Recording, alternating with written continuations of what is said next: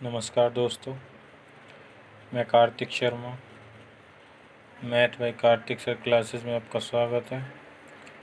आज हम और अन्य सूत्रों का अध्ययन करते हैं, बचे हुए सूत्रों का। उसी क्रम में सबसे पहले अपन आज बात करते हैं बेलन। कल अपन ने कर लिया था, घनघनाभ कर लिया था। आज अपन बेलन की बात करते हैं, लेकिन वो बेलन आपका होगा खोखला बेलन। कैसा बेलन होगा? खोखला बेलन। अब खोखला बेलन होता क्या है? देखो, खोखला बेलन इसी प्रकार से होता है जैसे साधारण बेलन होता है, बट इसमें से दो बेलन इस प्रकार से नहीं, एक बेलन के अंदर एक बेलन और होता है, इन बीच में गैप होता है, जैसे ये रहा।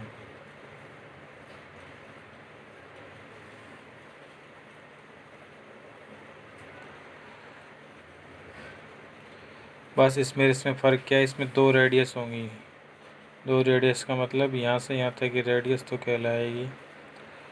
छोटी रेडियस को अपन R2 कह देते हैं, और बड़ी रेडियस यानी कि यहाँ से यहाँ तक की रेडियस कहलाएगी R1 रेडियस। इसमें दो त्रिज्याएं होंगी और ऊंचाई वो h कहलाएगी। उसी क्रम में अपन सूत्र की बात करते हैं। पहला सूत्र आता है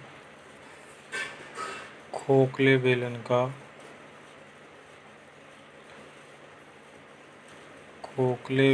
का वक्र पृष्ठीय क्षेत्रफल।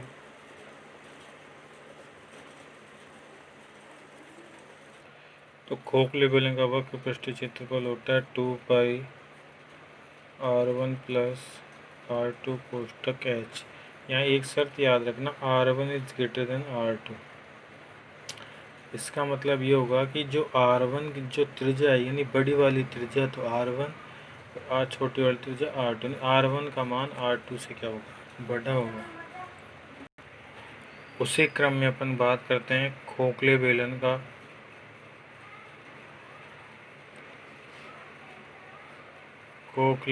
का संपूर्ण पृष्ठीय क्षेत्रफल।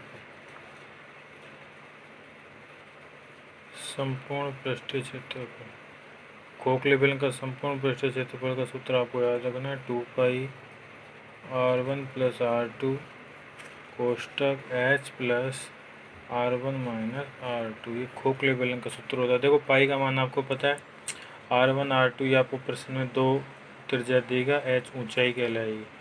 उसी क्रम में तीसरा सूत्र आता है खोखले बेलन का आयतन।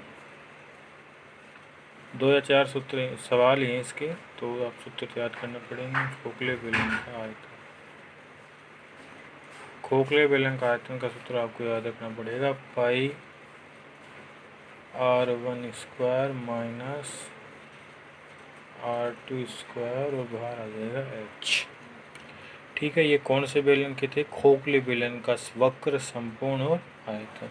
ठीक है, इसके बाद अपन बात करते हैं, देखो बेलन हो गया, घनघनाभ हो गया, बेलन दोनों हो गए, खोखला भी हो गया, और वैसा ठोस बेलन भी हो गया।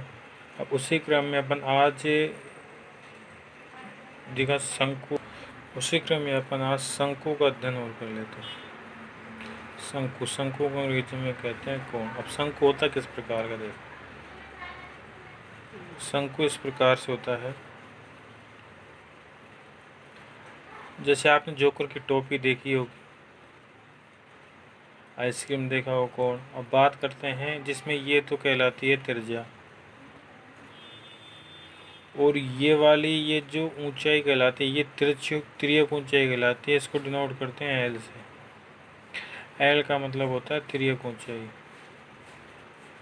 तिरछी ऊंचाई भी बोलते हैं। और यहाँ से यहाँ तक ये कहलाता है आपका एच। देखो, एच ऊंचाई होगी, एल तिर्यक ऊंचाई होगी, आर कहलाएगी त्रिज्या। ठीक है, अब बात करते हैं सूत्रों के बारे में। एक आता है शंकु का वक्र पृष्ठीय क्षेत्रफल।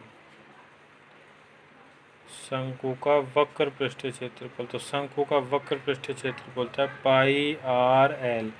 देखो, आर कहलाएगी त्रिज्या, एल कहलाएगी तिर्यक ऊंचाई। कभी कभी क्या काम कर देता है, अपन को तिर्यक ऊंचाई नहीं देता है तो अपन को निकालनी पड़ेगी।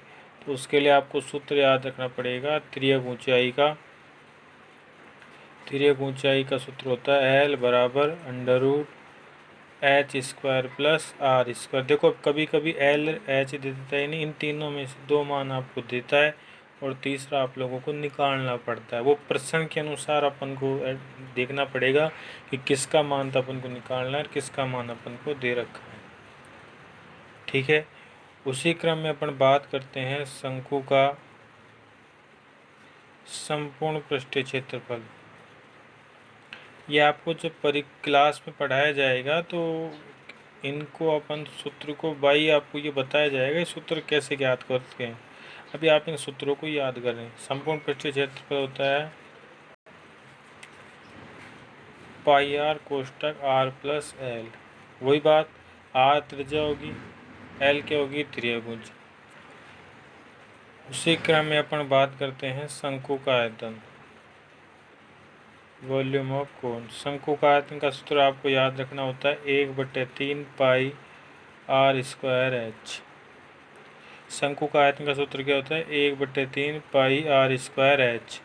एक बात जरूर याद रखना कि जब त्रिज्या और ऊंचाई समान हो तो जितना बेलन में पानी आता है उसका तीसरा हिस्सा किस में आएगा, शंकु में आएगा। क्यों? क्योंकि आपने नोटिस किया होगा कि ये जो सूत्र होता है ये किसका सूत्र होता है, बेलन का आयतन का सूत्र होता है। तो बेलन के आयतन में किसका भाग लगा रहे हैं, 3 का, तो हुआ नहीं हुआ। लेकिन एक शर्त है क्या कि जो बेलन की त्रिज्या और ऊंचाई वही होनी चाहिए जो किसकी हो, शंकु की हो। अब कभी कभी प्रश्न पूछता है कि अपन के पास एक शंक्वाकार बर्तन है, उसको कैनवास के कपड़े से ढकना है। जब ढकना होगा तो केवल ये तो पृष्ठ ढकी जाएंगे, नीचे की नहीं ढकी जाएंगी। तो उस स्थिति में कौन सा सूत्र लगेगा, शंकु का वक्र पृष्ठीय क्षेत्रफल लगेगा। आप इतना सा काम करें, आप इन सूत्रों को याद करें, फिर प्रश्न के दौरान आपको बताया जाएगा कि शंकु इसमें वक्र लगेगा, ये इसमें संपूर्ण लगेगा, ये इसमें आयतन लगेगा। तो आपको एक नोट याद रख लेना। नोट क्या याद रखना, समान त्रिज्या व ऊंचाई वाला, समान त्रिज्या व समान ऊंचाई वाले शंकु का आयतन बेलन के आयतन का तीसरा भाग होता है, तीसरा भाग होता है। अर्थात कि जब समान त्रिज्या और ऊंचाई होगी तो शंकु के जो पानी आएगा वो बेलन में आया हुआ पानी का तीसरा हिस्सा होगा। आयतन का मतलब लिक्विड ही होता है, ध्यान रखना। ठीक है, अभी इसमें समय अभाव के कारण आज आपको यही बताया जा रहा है। इसमें गोला और बच गया, वो गोला कल करेंगे। आज के लिए इतना ही, धन्यवाद। और एक बात याद रखो, चैनल को यदि आप लोगों ने सब्सक्राइब नहीं किया है चैनल को तो कृपया करके चैनल को सब्सक्राइब करें। तब तक के लिए धन्यवाद। आपका दिन शुभ हो। नमस्कार।